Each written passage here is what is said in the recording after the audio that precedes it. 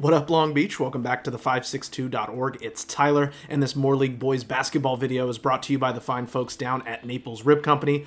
All of our Long Beach Poly coverage is sponsored by Juju Smith-Schuster and the Juju Foundation, along with Jayon Brown and Playfair Sports Management. And all of our coverage of Jordan is sponsored by John Ross. Thank you to all of our sponsors, and we are fired up for this one, the Battle of the Ave. 6,500 versus 1,600, Jordan against Poly in a huge More League basketball showdown. Poly coach Shelton Diggs, Jordan coach Chris Francis, both great coaches who know one another well, got their teams ready for an important game here. Super sophomore Giovanni Ruff looking to help Poly extend its 13-year More League title streak. Meanwhile, J-Town, an experienced and talented squad, 2-0 in league play, and if they can beat Poly for the first time since '09, they'll stay alone at the top. And senior Kang Young says, "I may be young, but I'm ready." Steal and score to start Kane's big night. Then the Panthers get an easy one here. Franklin Chambers gonna drive in for two on the layup. Then I said Jerome's in the house. Jerome Wilson with the and one as Jordan goes up 11-3 early. Definitely not backing down. Poly having to work hard for their points, but they do hit the ATM and find cash in the bank as Cash Stokely drives in to score.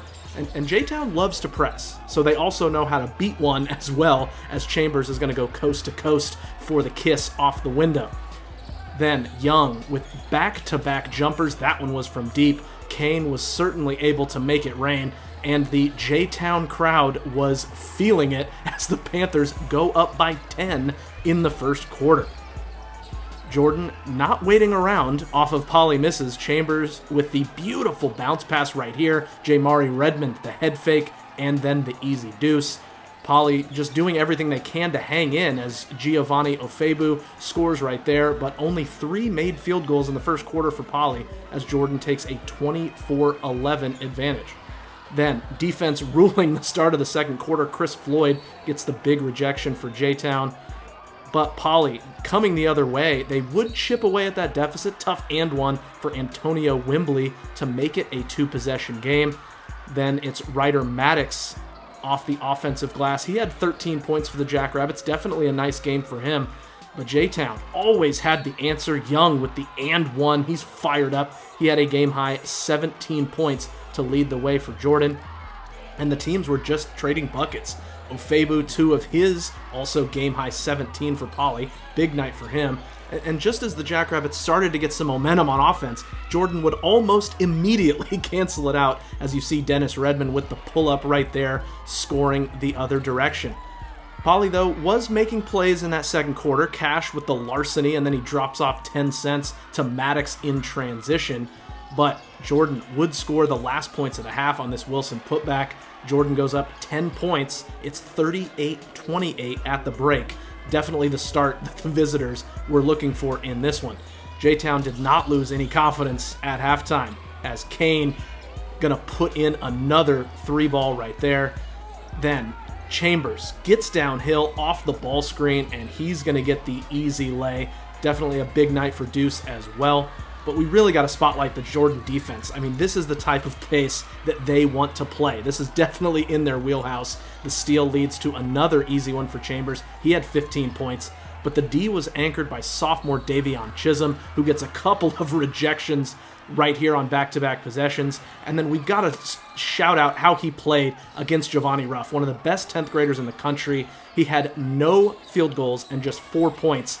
Giovanni had a rough night going against Chisholm for sure. But Poly was still battling and staying in the game. Sophomore Austin Onebu scored Poly's last 7 points of the third quarter, including this and one, as Poly's down 55-44 going to the fourth. Now into the fourth quarter, just check out Chisholm at the top of this 1-3-1 zone. I mean, the Panthers, just great team defense. They've got the speed, the length, the athleticism. That can really frustrate opposing offenses. I mean, you can see Poly just can't even get it inside the arc. Eventually, it's a deflection out of bounds, but that's exactly what Chris Francis wants to see from this squad. Meanwhile, the shots kept falling as the Panthers really started to pull away in that fourth quarter, as you see Chambers drive in with the left hand. Then Jamari Redmond turning defense into offense as he gets another easy layup. And yeah, the Panthers were fired up about how this game ended. It's Young again, terrific up and under. That's going to put J-Town up 18 as they call timeout. You can see that traveling crowd enjoying their visit to Ron Palmer Pavilion. Chisholm drives in and scores another one. And I said, watch your mouth. Jerome's in the house. 3 more for the North. The bench mob is going crazy. All smiles for the visitors in this one. Dennis Redmond with the steal. Tough layup.